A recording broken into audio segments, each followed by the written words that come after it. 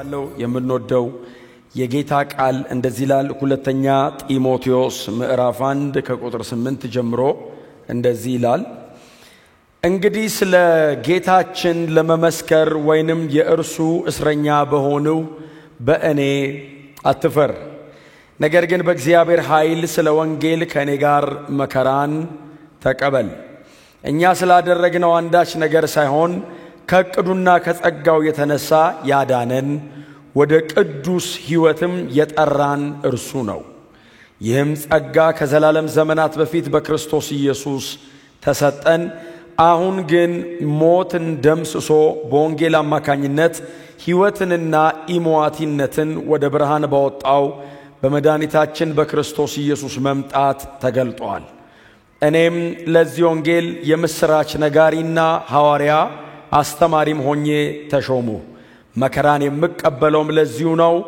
ሆኖም ያመንኩትን እርሱን ስለማውቀው አላፍርበትም የሰጠሁትንም አደራ እስከዚያች ቀን ድረስ መጠበቅ እንደሚችል ተረድቻለሁ እግዚአብሔርን እጅግ አድርጌ አመሰግናለሁ ስለናንተ ሁለተኛ ጢሞቴዎስ ምዕራፍ 1 ላይ ያለ የጌታ ቃል ክፍል ያነበብነው የሁለተኛ ጢሞቴዎስ መልእክት ምዕራፍ 1 ላይ ያለ ከቁጥር 8 አካባቢ ጀምሬ እስከ ቁጥር 12 ድረስ ነው ያነበብኩት ጳውሎስ በእምነት እውነተኛ መንፈሳዊ ልጁ ለሚሆን ለወጣቱ ለጢሞቴዎስ ነው አይደል ይሄንን መልእክት የሚጽፈው በተለያየ አጋጣሚ የዚህንም ሰው ደብዳቤ ቀጥታ ደብዳቤውን ቀጥሎ ደግሞ ይሄ ቤተክርስቲያን የሚመራትን የኤፌሶን ቤተክርስቲያንን ይሄ ወጣት የሚመራትን የኤፌሶን ቤተክርስቲያንን ስናነሳ በተለያየ አጋጣሚ ይሄንን ሐሳብ እንዳነሳነው አስባለሁ እናንተም ደግሞ የአዲስ ኪዳን አንባቢዎችም አድማጮችም ተማሪዎችም ስለሆናችሁ ብዙ አዘውትራችሁ እንደምታነቡ ደግሞ አስባለሁ እና ይሄ ሁለተኛ ጢሞቴዎስ እንግዲህ ያው ስሙ ራሱ ያስታውቃል ለጢሞቴዎስ የተጻፈ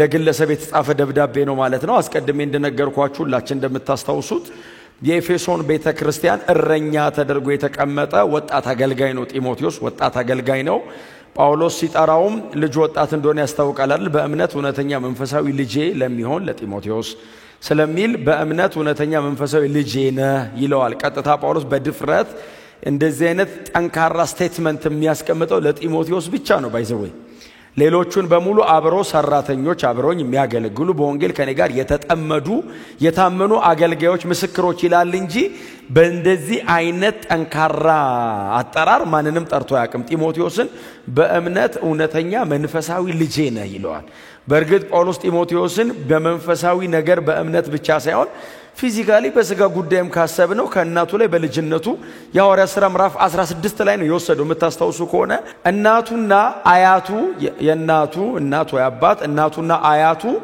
በጌታ ናቸው እና ጢሞቴዎስም እሱ ጋር ቀጥሏል ክርስትና እና ምን ይለዋል እዚህ ደብዳቤ ላይ ሲጽፍ በእናት በኤዮንቄና በአያት በሎይድ የነበረው ያ ግብዝነት የሌለበት እምነት ባንተ ዘንድ እንዳለ ይሄንን ተረድቻለሁ ይለዋል እግዚአብሔር ይመስገን በጣም የተባረከ ቤተሰብ ነው እንደ ሄሬዲቲ ነው ክርስትና የወረደው አያቱ ላይ እናቱ ላይ እሱ ላይ እንዲ በመደዳ እኔ ክርስትና እንደሚወራረስ አላቀም ይወራረሳል የሚል ትምርትም የለም በግላችሁን የተቀበላችሁት ግን ሲጽፍ ምን ይለዋል አያት ላይ አይቸው ጳውሎስ አያቱን ያቃቸዋል ማለት ነው ሎይድ አያት ሎይድ ላይ ነበር እናት ኤዮንቄ ላይ ደግሞ ነበር አሁን ደግሞ አንተ ላይ አለ ሲለው ምንድነው ያለው ሲል ግብዝነት የሌለበት እምነት ዋው ምን አይነት መንፈሳዊ ኳሊቲ ነው ግብዝ ጄኒዩን ነህ አለው ጄኒዩን ግብዝነት የሌለበት እምነትህን አለውና ቀጥሎ ሁለተኛ እንባህን ደግሞ ላይ ናፍቄሃለሁ ምን ማለት ነው ጳውሎስና ጢሞቴዎስ አብረው አይደሉም ጳውሎስ ሮም እስር ቤት ነው ያለው ይሄን ደብዳቤ ጻፈ አይ ቲንክ ከ4 ወር እስከ 6 ወር ብቻ ነው ጳውሎስ በህይወት የቆየው ጳውሎስ ወደ ጌታ ሄዷል ይሄን ደብዳቤ ከጻፈ በኋላና መሄዴ ነው ወደ ጌታ ከመሄዴ በፊት ግን በጣም ሚሳርግ ያለው ናፍቀኛል ያን ግብዝነት የሌለበትን እምነትን እኔ እናንተ አብረን ያገለገልን ይያለ ኤፌሶን እስከ ተውኩ ድረስ ኤፌሶን ነው ትቶት ጳውሎስ ይሄደው ወደ ድልማጥያ ምናምን ሄደው ማለትና ኤፌሶን እስከ ተውኩ ድረስ ግብዝነት የሌለበት እምነት ነበረ ቀጥሎ ደግሞ እንባ አለ አይንህ ላይ ለቅሶ አለ ስትጸልይ እንባ አለ ስስነ ላስብላችሁ እንዴ ጎናቸው ስሱን ለመንፈስ ቅዱስ ስሱን በሉት በተገኘው አጋጣሚ ሁሉ አልቅሱ እያልኳቸው አይደለም፣ ግን ሲጸልዩ ማልቀስ ጥሩ ነው አይ ቲንክ ይመስለኛል። እኔ አሁን ምንነካ ከሆነ አልችልም። ኮርኩራችሁ ማታስቆት ሰው የሚስቀው ቸርች ነው። ምንም ነግራችሁት የማያለቅስ ሰው የሚያለቅሰው እኮ ጌታ ጋር ሲመጣ ነው።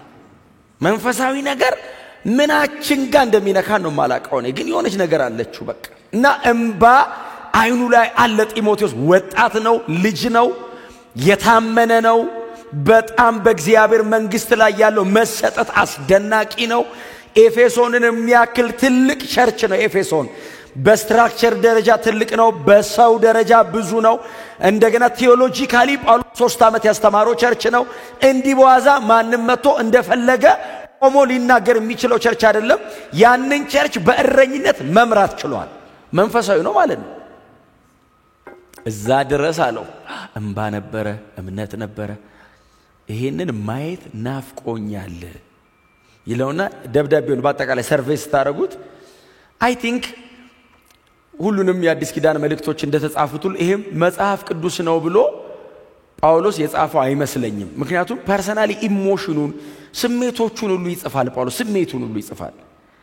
አንዳንዶች እንዴት እንደከፉበት ጌታ እንዴት እንዳዳነው እከሌና እከሌ እያለ ባይዘው ስም ይጽፋል። ከነ እከሌ እግዚአብሔር ያድን ብሎ የሰው ስም ሜንሽን ያረጋል። ዴማሴንን ዓለም ወዶ ከኔ ሄዷል ያለው እዚህ ደብዳቤ ላይ ነው።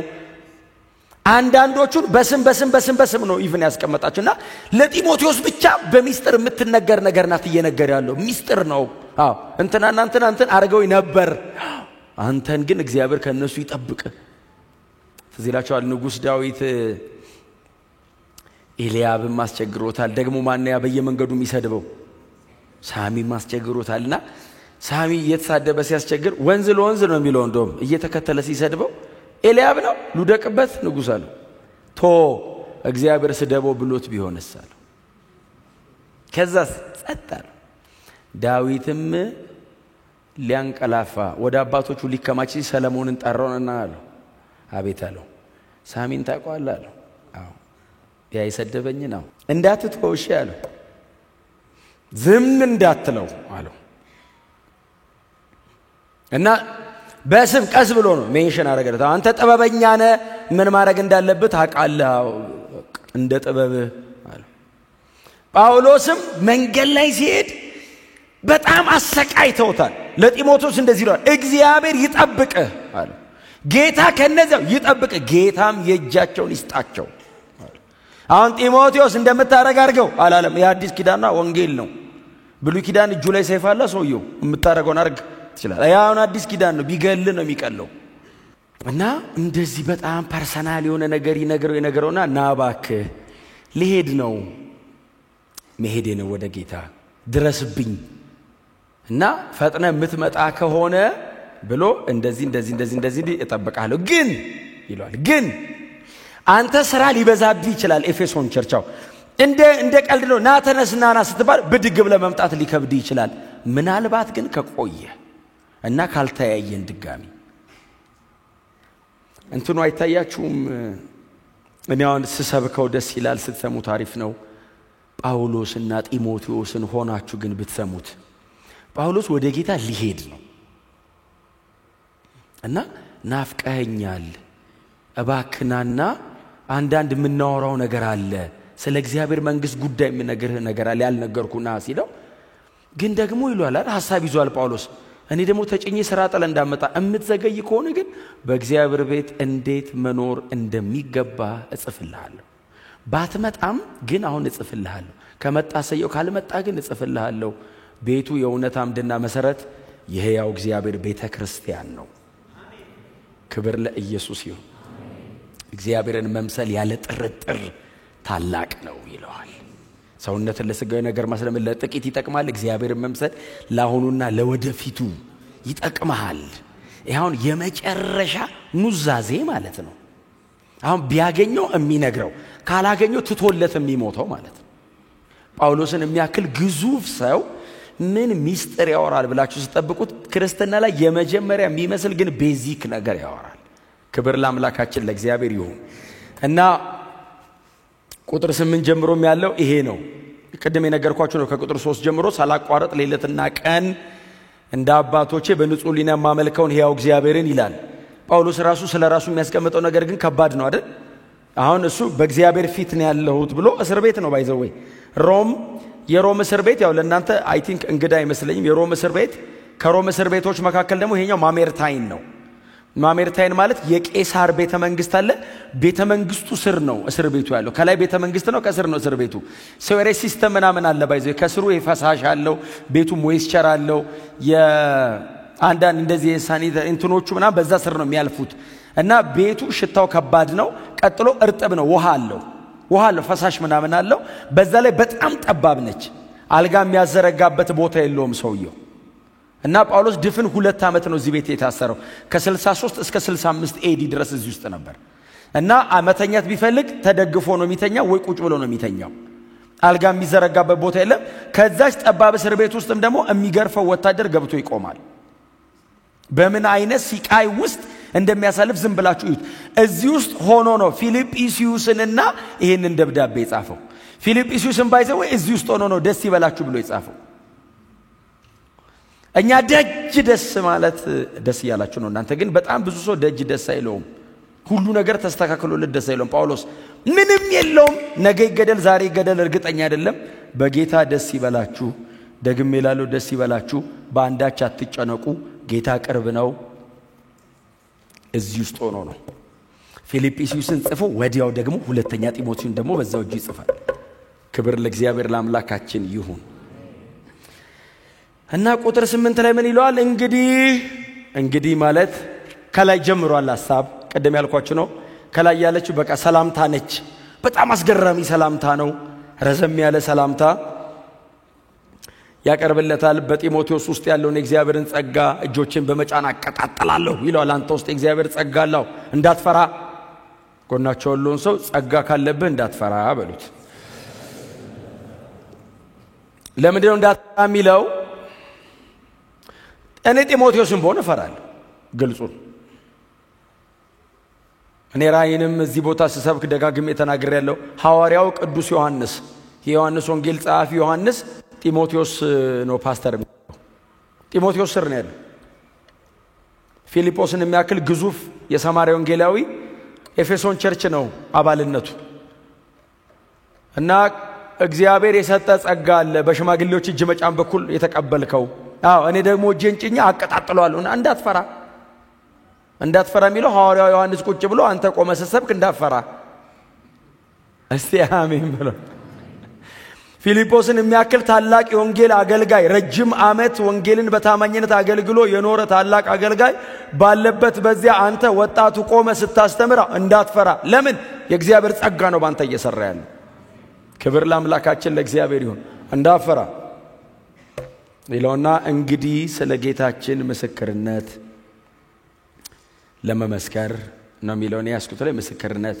ቀጥሎስ ወይም የእርሱ እስረኛ በመሆን በእኔ አትፈር።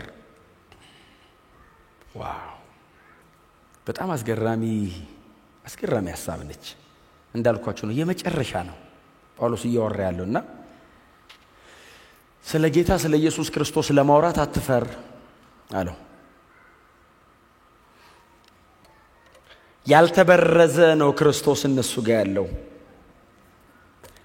በጣም ብዙ ትምህርተ ክርስቶሶች ተሰርተው ድብልቅልቅ ያለ ክርስቶስ አይደለም እነ ጢሞቴዎስ እጅ ላይ ያለው። ገና ኢየሱስ ክርስቶስ በመስቀል ላይ መሞቱ መቀበሩ መነሳትና ወደ አባቱ ማረጉ የቅርብ ጊዜ ዜና ነው። እና ሮም ከተማ ሮም አደባባይ ጳውሎስ ሊሰብክ ሮም እስር ቤት ነው ያለው።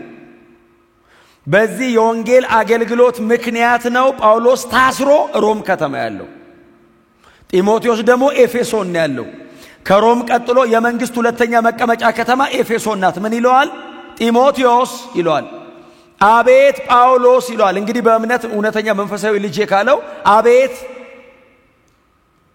አሳዳጊው ነው፣ ሜንቶሩ ነው፣ መንገድ የሚጠቁመው ነው፣ የወንጌል አስተማሪው ነው። እንደውም ምዕራፍ 3 ላይ ወደ ኋላ እናንተ በኋላ ላይ ጊዜ ታገኙ ምዕራፍ 3 ላይ ሄዱ። ትምህርቴን፣ ትዕግስቴን፣ አካሄዴን፣ እምነቴን ተከተል ይለውና ከማን እንደተማርከው ታውቃለህ ይለዋል። በዚህ መጠን ጢሞቴዎስን ጳውሎስ ኢንፍሉዌንስ አድርጎታል። ትምህርቴን፣ አካሄዴን፣ እምነቴን፣ ሕይወቴን፣ መከራዬን፣ ትዕግስቴን ተከታተል። ስለዚህ ጳውሎስ ሲለው ጢሞቴዎስ ከአንዳንድ ነው የሚሰማው።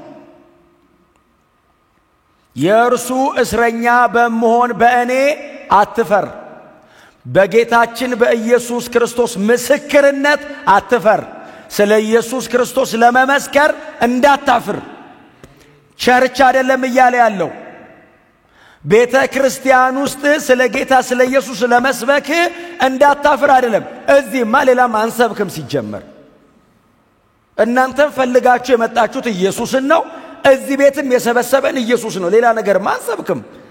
እምንውልበት፣ እምናድርበት፣ እምንሰራበት፣ እምናገለግልበት ቦታ ኦፊሶቻችን፣ ትምህርት ቤቶቻችን፣ መኖሪያ አካባቢዎቻችን ላይ ስለ ጌታ ስለ ኢየሱስ ክርስቶስ ለመመስከር አትፈሩ።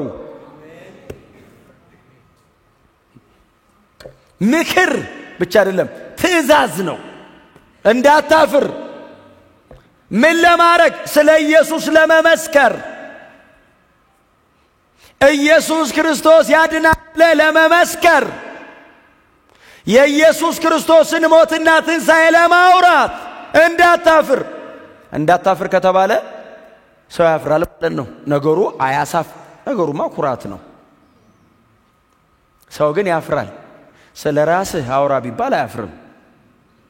እኔ ይገርምሃል የተማርኩበት ትምህርት ቤት ያጠናሁት እንትን ያለኝ ዲግሪ ብዛት ጥሩ ነው። እግዚአብሔር እንኳን እንደዚህ አረገላችሁ። ግን የኛ ታሪክ ወንጌል አይደለም። እኔ ስለ ራሴ ብነግረው ማንንም ሰው የዘላለም ሕይወት አያገኝም። ስለ ኢየሱስ ብነግርህ ስብርብር ባለ ቃል ብነግርህ ከኋላ ወደፊት ብሰብክ የዘላለም ሕይወት ታገኛል።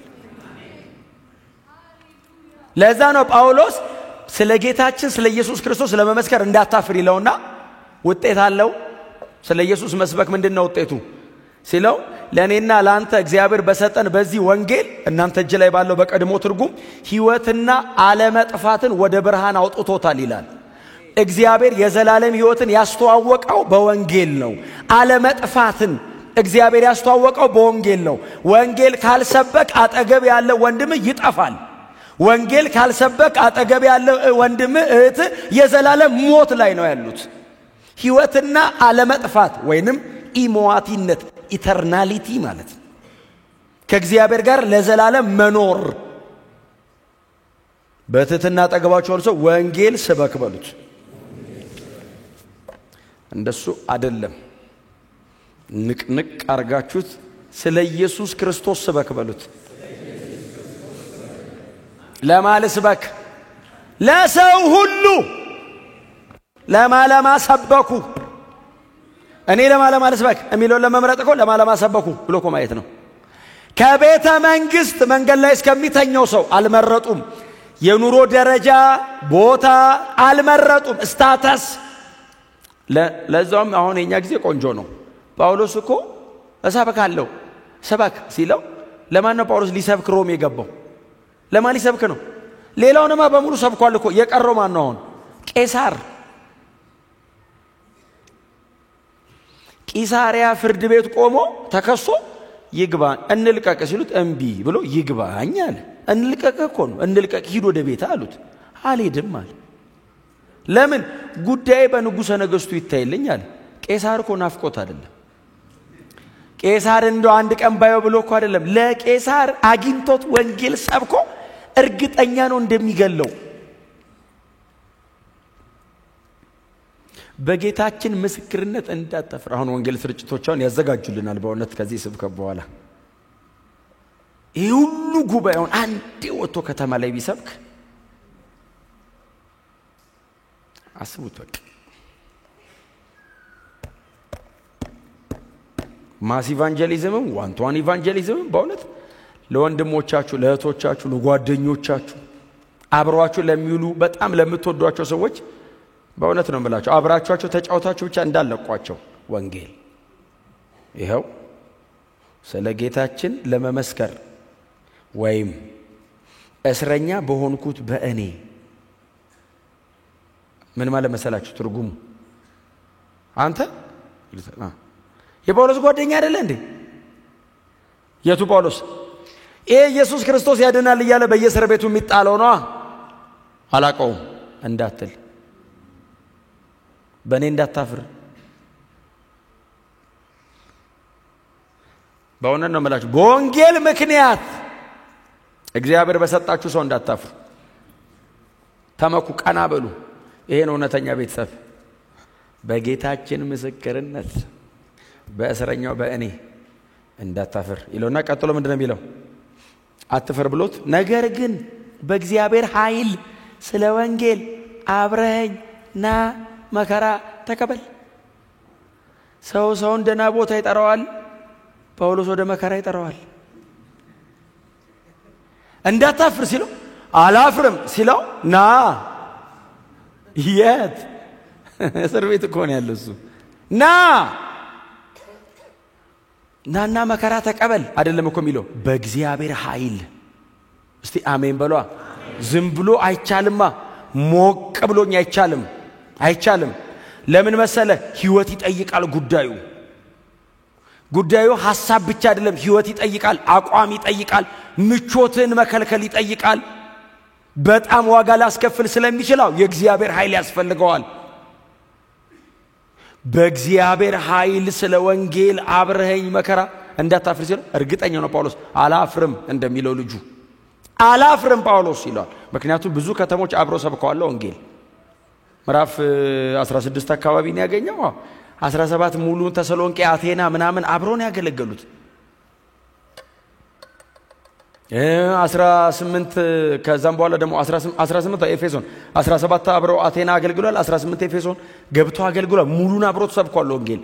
በጣም ከባድ በጣም አስጨናቂ የጳውሎስ የወንጌል አገልግሎት አንዱ ኤፌሶን ነው። ብዙ እግዚአብሔር ኃይል ቢገለጥም ግን በጣም የተሰቃየው ኤፌሶን ነው። አብሮት ነው ያገለገለው። አርጤምስ የምትመለክበት ከተማ ነው። አጋንንት ፊዚካሊ ስጋ ለብሶ የሚራመድ የሚመስልበት ከተማ ነው። እንደነ ስክሌፕደስ አይነት ሊትራሊ እባብ በአካል የሚመጣባቸው ቤተ ጣዖታት አሉ ኤፌሶን። እባብ በአካል ነው የሚመጣው። አሁንኛ የእባብ መንፈስ ነው የምትሉት። እባብ ስትሉ ይመጣል እንዴ? የነ ስክሌፕደስ አስክሌዮፒስ የሚባል ቤተ ጣዖት ስክሌፕደስ ነው የሚሉት። ፊዚካሊ እባብ ይመጣል ለሊት ላይ። አንድ አይደለም ብዙ እባብ ሃይሊ ዲሞኒክ የሆኑ ቤተ ጣዖታት ያሉበት ከተማ ነው ትቶት ይወጣው። ቀላል አይደለም። እዛ ከተማ መስበክ አይደለም መመስከር አይደለም፣ ክርስቲያን መሆን መታወቁ የሚያስከፍለው ዋጋ ቀላል አይደለም። ጳውሎስ ግን እንደዚህ ይላል፣ ወደሚበልጠው ይጠራዋል። ለምንድን ነው ጳውሎስ ጢሞቴዎስን ወደ በለጠው መከራ የሚጠራው? በጣም ብዙ አክሊል እንዲያገኝ ነው። ብዙ አክሊል። ክብር ለኢየሱስ ይሁን። ስለዚህ በእግዚአብሔር ኃይል ጸልይላችኋለሁ። መጨረሻ ላይ በእውነት አጭር ጸሎትም ቢሆን ጸልይላችኋለሁ። ግን እግዚአብሔር ኃይሉን ሊሰጠን ይገባል። በእግዚአብሔር ኃይል ምናልባት እኔና እናንተን መገረፍ ላይ ጠይቀን ይችላል። ማንም ላይ ገርፈን ይችላል። ወንጌል ሰብከን ማንም አይገርፍም። እዚህ እንደውም አንገረፍም። አጌነስት የሚሆንብህ የፈለገ አገሩ ቢመቻች ወንጌል ሁሌ መከራ አለው። ወንጌል እሺ ብዬ የእውነቱን ወንጌል በእጄ ከያዝኩኝ ቻሌንጅ አለ መቼም። ዛሬም ቢሆን ይሄ የእግዚአብሔር ቃል ሕያው ሆኖ በመካከላችን ይሰራል። ለወንጌል ታማኝ ሰው ከተገኘ መከራ ይቀበላል። መከራውን ግን ጨርሶ መውጣት የሚችለው በእግዚአብሔር ኃይል። ስለ ወንጌል በእግዚአብሔር ኃይል ከኔ ጋር አብረ መከራ ተቀበል ይሏል። አለፍ ብለን አንድ ነገር ልንገራችሁን አልጨርስ። ጳውሎስ ወንጌልን ይጽፈዋል። ወንጌል ይለዋል። ወንጌል እኛ ስላደረግነው አንዳች ነገር ሳይሆን ስለሚሰብከው ስብከት ነው ጳውሎስ እየጻፈ ያለው። ቁጥር 9 እኛ ስላደረግነው አንዳች ነገር ሳይሆን ከቅዱና ከጸጋው የተነሳ ያዳነን ወደ ቅዱስ ሕይወትም የጠራን። ያዳነን በቅዱስም አጠራሩ የጠራን የሚለው እናንተ ጋር ያለው ላይ የቀድሞ ትርጉም ያዳነን በቅዱስም አጠራሩ የጠራን እግዚአብሔር ነውና ነው የሚለው። ክብር ለእግዚአብሔር ይሁን። በቃ አንተ የምትሰብከው ወንጌል እኛ የምናቀርበው መልእክት እግዚአብሔር የሰው ልጆችን ለማዳን አንድ ልጁን በመስቀል ላይ ከፍሎ ብቻውን እግዚአብሔር አዳኝ እንደሆነ የሚታወጅበት መልእክት ነው። የለንበትም እኛ። እኔ የወንጌል ሰባኪ ነኝ እንጂ አዳኝ አይደለሁም። እናንተ የወንጌል ሰባኪያን ናችሁ እንጂ አዳኞች አይደላችሁም። አዳኝ እግዚአብሔር ነው። ስለዚህ ጳውሎስ ምንድነው የሚለው? ጠሪነ፣ መልእክተኛነ፣ አስተጋቢነ፣ ምንድነው ኤኮ እንደ ገደል ማሚቶነ እግዚአብሔር በልጁ መስቀል በኩል አንዴ ያወጀውን አዋጃው ታስተጋባለታለ። ያዳነን ወደ ቅዱስ አጠራሩም የጠራን እግዚአብሔር ነው። እምትሰብከው ይሄንን ነው። መልእክት ይሄ ነው። ሮሜ ምዕራፍ 1 ላይ 16 ነው በወንጌል አላፍረም የሚለው። አትመኩም በእነዚህ ሰዎች። ሮም ቤተክርስቲያን ማርቆስ የማርቆስ ወንጌል ጸሐፊው ነው፣ ፓስተሯ የቸርቿ። እና አስቡት እንግዲህ ኔሮ የነገሰበት ከተማ ነው ሮም ማለትና ዋናው የሲቃዩ መነሻ ነውና እስካሁን ድረስ እነ ጳውሎስ የአውሬውን የእባቡን ጭራውን ወገቡን ምኑ ነው እየረገጡ የመጡት። ጭንቅላቱ ያለው ሮም ነው እና እየመጣሁ ነው ጳውሎስ ወደ ሮም እየመጣሁ ነው፣ ለያችሁን አፍቃለሁ፣ በቅርብ እመጣለሁ ይላል። ወደ ጭንቅላቱ እየመጣሁ ነው እና አናቱ ያለው ሮም ላይ ነው። የሮም ቸርች ደግሞ ማርቆስ ነው እረኛዋ። በወንጌል አላፍርም ብሎ ለነሱ ነው የሚጽፈው። እናንተ ሮም ከተማ ክርስቲያን ሆኖ መኖራችሁ ራሱ ያስደንቃል፣ ግን ስበኩ ይልና እኔ እየመጣሁ ነው፣ እመጣለሁ በቅርብ። ግን እስከዛም ቢሆን ግን በመጽፈላችሁ ደብዳቤ ላይ በወንጌል አላፍርም። የእግዚአብሔር ኃይል ለማዳን ነው። ክብር ለኢየሱስ ይሁን። ምንም ያህል ዋጋ እኔን ሊያስከፍለኝ ይችላል፣ ግን መጥቼ ሰብካለሁ። ምናልባት እኔና እናንተ የሮም ቸርች ሜምበርስ ብንሆን ምን ያህሎቻችን አሜን ብለን እንደምንሰማው ባላቅም እዛው ሮሜ ደብዳቤ ላይ ይላል ኢየሱስ ክርስቶስ ጌታ እንደሆነ በአፍህ ብትመሰክር እግዚአብሔር ከሞት እንዳስነሳው በልብህ ብታመን ትድናለህ። የት ነው የሚሉት ቅዱሳን? ሮም እኮ ነው ያሉት። ኢየሱስ ክርስቶስ ጌታ ነው ብለህ በአፍህ መስክር። መገደያ ነው። ቄሳር አምላክ ነው፣ ቄሳር ነው ጌታ የሚባልበት ከተማ ኢየሱስ ክርስቶስ ጌታ እንደሆነ በአንደበት ተናገር። ይህንን ስትመሰክር ብትገኝ ሮም አደባባይ ላይ ፍርድ ቤት እንደማይወስዷቸው ታውቃላችሁ? ፍርድ ቤት አይወስዷቸው፣ ወታደሩ ይገለዋል። እዛው ጋር ነው የሚገደሉት። ባይዘው ፐርሲኪዩሽኑ ካፒታል ነው። ፓኒሽመንቱ ማሰቃየት ሳይሆን መግደል ነው። ቀጥታ ነው የሚገደሉት። ጳውሎስ ምን ይላቸዋል? ጌታ እንደሆነ በአፍ መስክር፣ ከሞት መነሳቱን ደግሞ በልብህ እመን። ከዛስ በሉታ ትድናለህ ማለት ከየት ነው የሚድኑት? ከዘላለም ሞትና ፍርድ ነው። መሬት ላይማ ሰብከው እኮ ተገደሉ። ጳውሎስ እኮ ሰብከው እኮ የሞተው እኮ እዚህ ከተማ ነው። ጴጥሮስ ተዘግዝቆ የተሰቀለው እኮ እዚህ ከተማ ነው። ምን ብሎ? ኢየሱስ ክርስቶስ ጌታ ነው ብሎ።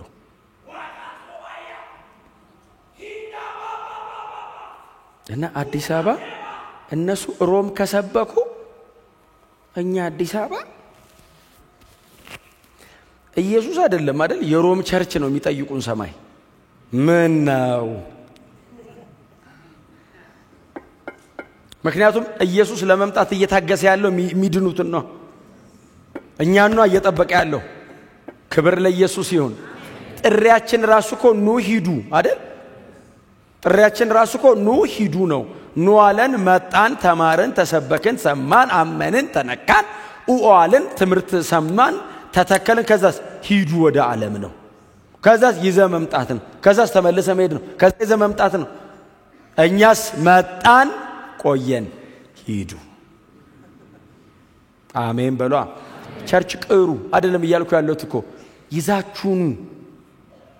አሁን እናንተ አሁን ይሄ ቤት ያው ሞልቷል። ጥቅጥቅ ብሎ ነው የሞላችሁት። ከላይም ከታችም ነው የሞላችሁት። አንዳንድ ሰው ይዛችሁ ብትመጡ እናንተን ቤዝመንት እናረጋችኋለን። ደግነቱ ቤዝመንት አለው ቤቱ። እኩል ከዚህ አዳራሽ እኩል እስታችን እንሰራለን ለአዳዲሶች እዚህ። እስቲ አሜን በሏ። ዱፕሊኬት አረግነው በፈረቃ እናረጋዋለና የከረሙ ክርስቲያኖች ማለዳ አዳዲሶች ቀጥሉ። እውነቴን እኮ ነው የምላችሁ። ለሜካኒዝሙን ለኛ ተውት፣ እናንተ ይዛችሁ ይጥበበን።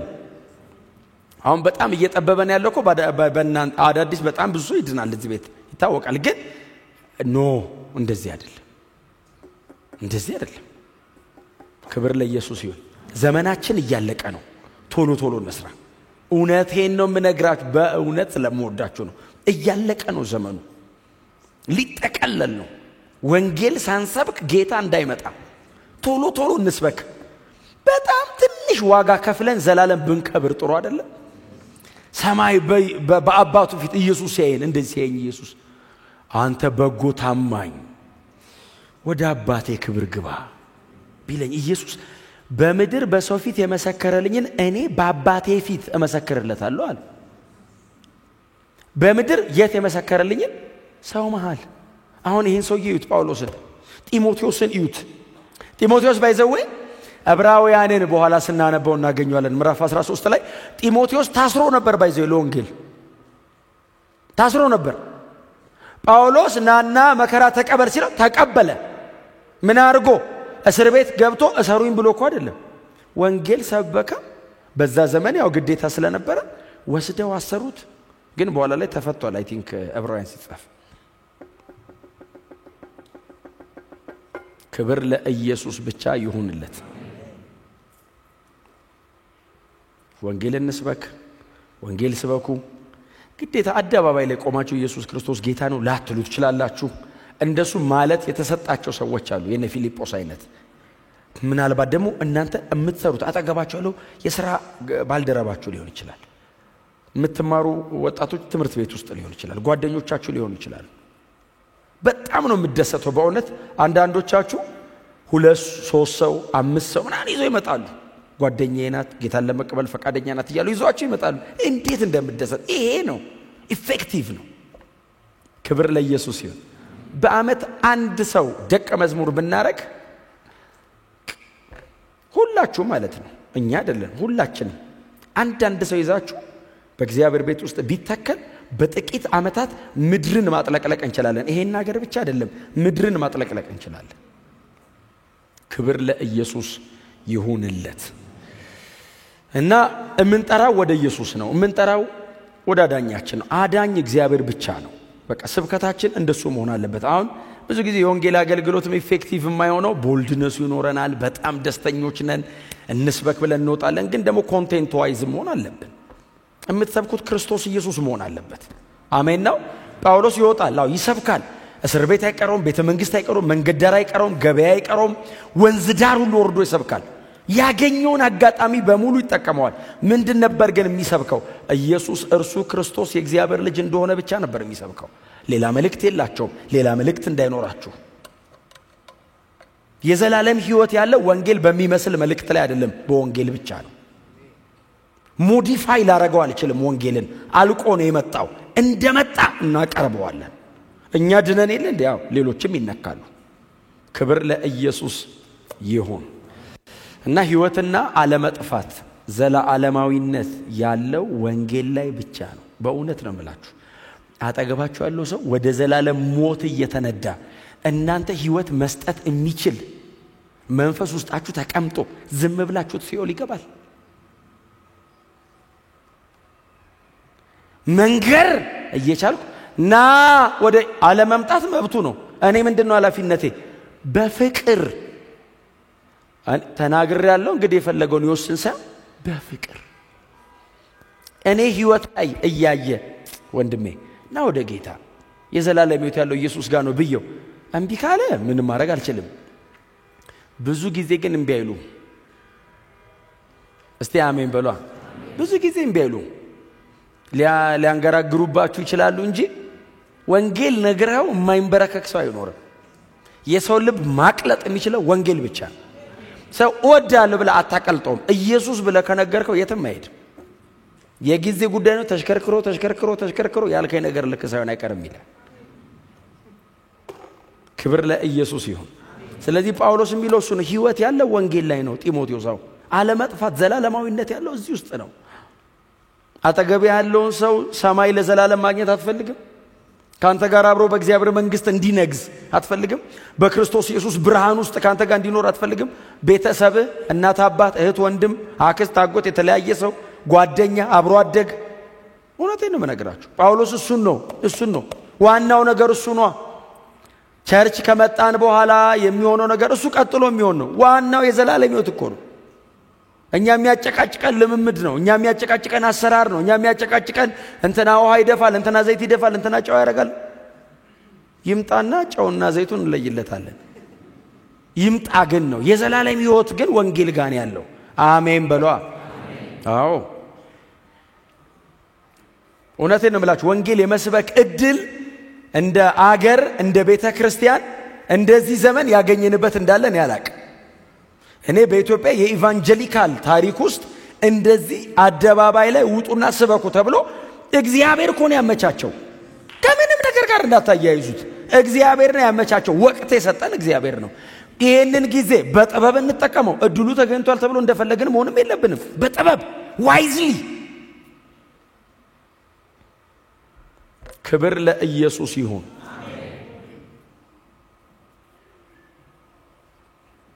መንፈሳውያን እንሁን። ወንጌል እንስበክ። ሌላ ኢንቴንሽን አይኑረን። ኢየሱስ ብቻ ይሁን። በቃ ሌላ ኢንቴንሽን እንዳይኖረን። በእግዚአብሔር ልብ የሌለ ነገር አይምሯችሁ ውስጥ አታስገቡ። ዝግ አድርጉት። ወንጌል ብቻ ነው የምሰብከው። ክርስቶስን ብቻ ነው የምሰብከው። የተሰቀለውን ብቻ ነው የምሰብከው። ይሄንን ብቻ ነው የምናገረው። ለምን ነው የምትናገረው? አጠገብ ያለው ወንድሜ የዘላለም ሕይወት እንዲያገኝ እንዲድን። ሌላስ ምንም ኢንቴንሽን የለኝም። እግዚአብሔር እንዲከብር በቃ ሌላ ምንም ኢንቴንሽን የለኝም። ሲምፕል ግን ቤዚክ ይሄው እየመከረው በጣም ቀላል ማንም ሰው የሚያውቀው ግን መሰረታዊ ያልተኖረ እናውቀዋለን ግን አናደርገውም። ብዙ ጊዜ እናውቀዋለን ወንጌል መስበክ እንዳለብን ግን አናደርገውም። ላስታውሳችሁ ክብር ለአምላካችን ለእግዚአብሔር ይሁን። በጣም ቴዎሎጂካሊ ጭንቅላታችንን ልፊያ እንዳናስለምደው። ምንም ህይወታችንን ሊለውጥ በማይችል በአንዳንድ ጉዳይ እየተነሳን ስንጨቃጨቅ እንዳንውል አጠገባችን ሰው እያለቀ። ሲምፕል ሜሴጅ ወንጌል የተሰቀለው ክርስቶስ ያድናል። ሲምፕል ግን ታፍ፣ በጣም ሲምፕል ግን ታፍ የዘላለም ሕይወት ያለበት መልእክት። ሰውየውን ከዘላለም ሞት ወደ ዘላለም ሕይወት የሚያስመጣ መልእክት። ይሄንን መስበክ የማይችል እዚህ ውስጥ የለም። በጣም ቀላል ግን የዘላለም ሕይወት አለ። በጣም የሚያሳስበን የማይለውጠን ነገር ነው። ባይዘው የሚያሳስበን ይሄኛው ቡኒ ነው፣ ይሄኛው ሰማያዊ ነው። ያይን ከለር አይደል መጨቀጨቅ። ግን ቲዮሎጂካሊ ጭንቅላት የሰራ ሲመስል በጣም ያወቅን ይመስለናል። መንገድ አይበቃንም። አንድ ሰው እኮ አይድንም እኮ በእኛ። ሰይጣን ለቸርች የሰጣት አሳይመንት ነው። አራግፉ፣ ወንጌል ስበኩ። እስቲ አሜን በሉ። በቃ ወንጌል ስበኩ። በእውነት ህይወት ተኮር እንሁን። ህይወት ተኮር አቋም ላይ፣ አረማመድ ላይ፣ ንጽህና ላይ አተኩሩ። በቃ ሌላውስ ባትጸልይ ይመጣል።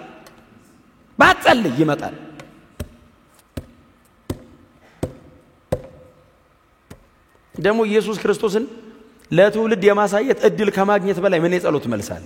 አጠገቤ ያለ ወንድሜ ስለ ኢየሱስ ከመንገር የሚበልጥ ምን አይነት ጸጋ አለ? ኢየሱስ ክርስቶስ ይወዳል ብለ ከመንገር የበለጠ ምን ጸጋ አለ? የዘላለም ሞቱን ሰብሮ የዘላለም ሕይወት ሰው ሲያገኝ አባንተ እጅ እግዚአብሔር አንተን ተጠቅሞ ከድቅድቅ ጨለማ ወደሚደነቅ ብርሃን ሰው ሲያመጣ ከማየት ምን የሚበልጥ ነገር ይሰራል በእኔ ሕይወት ከዚህ በላይ? ምንስ ብታደርጉ እግዚአብሔርን ከዚህ በላይ ልታስደስቱ ትችላላችሁ? ልጁን የገደለበትን ጉዳይ ወጥቼ ስሰብክለት እግዚአብሔር ይደሰታል። ሰይ ይላል።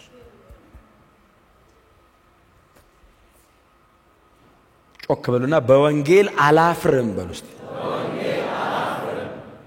ድገሙና ብርቱ። በወንጌል አላፍርም በሉ። በቃ ምናልባት እኛ መካከልም እንግዳው ናችሁ የመጣችሁ ወንድሞችና እህቶች ካላችሁ የዘላለም ሕይወት ያለው ጌታ ኢየሱስ ክርስቶስን በማመን ብቻ ነው። ይሄ ለሺህ ዓመታት ትውልድን ከዘላለም ሞት ወደ ዘላለም ሕይወት ያሻገረ የመጣ እውነት ነው። ሌላ እውነት የለም፣ አንድ ነው እውነት ያለው። ሌላ ሕይወት የለም፣ አንድ ነው ሕይወት ያለው። ሌላው ሞት ነው። ይሄ ነው ብርሃን፣ ሌላው ጨለማ ነው። ይሄ ነው መዳኛ፣ ሌላው መሰናከያ ነው። ኢየሱስ ክርስቶስ የዘላለም ሕይወት ይሰጣል። ይሄ የቤተ ክርስቲያን የሁል ጊዜ መልእክቷ ነው። እንደ ሎካል ቸርች የዚህ ኤቨርላስቲንግ ብቻ እኮ አይደለም። የክርስቶስ ቤተ ክርስቲያን ግሎባሊ የክርስቶስ ቤተ ክርስቲያን ምድር ላይ ሌላ መልእክት የላትም። ይሄ ነው መልእክታችን። እኛ ግን የተሰቀለውን ክርስቶስን እንሰብካለን። እኛ ግን የተሰቀለውን ክርስቶስን እንሰብካለን። ለምን?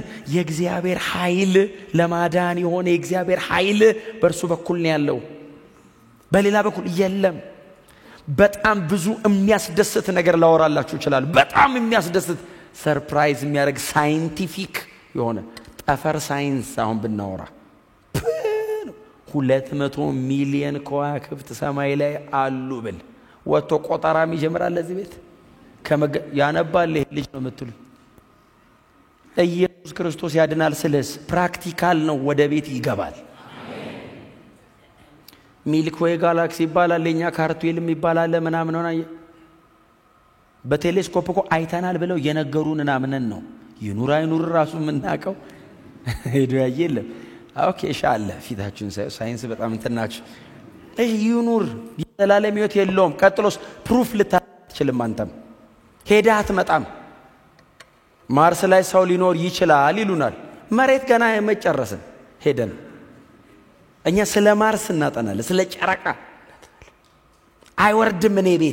እኔ ቤት አይወርድም። ልገረም ይችላል። ቆንጆ ነው፣ ትክክል ነው። ማጥናት በጣም አስገራሚ ነው። እግዚአብሔር ለሰው ልጅ የሰጠው ስጦታ ነው። አለመርካት ውስጡ ስላለ መሬትን ሳይጨርስ ማርስ ያጠናል። አለመርካት ጨረቃ ይላል።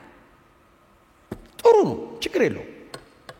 የዘላለም ሕይወት የሚሰጠውን ኢየሱስ ክርስቶስን ስሰብክ ግን አጠገቤ ነው ሰው ከሞት ወደ ሕይወት የሚሻገረው። ፕራክቲካል ነው፣ እዚሁ ነው። ሕይወት አሁን ነው የሚሰጠው። አሜን ነው። ጮክ በሉና እኛ ግን የተሰቀለውን ክርስቶስን እንሰብካለን። ድገሙና እኛ ግን የተሰቀለውን ክርስቶስን እንሰብከዋለን።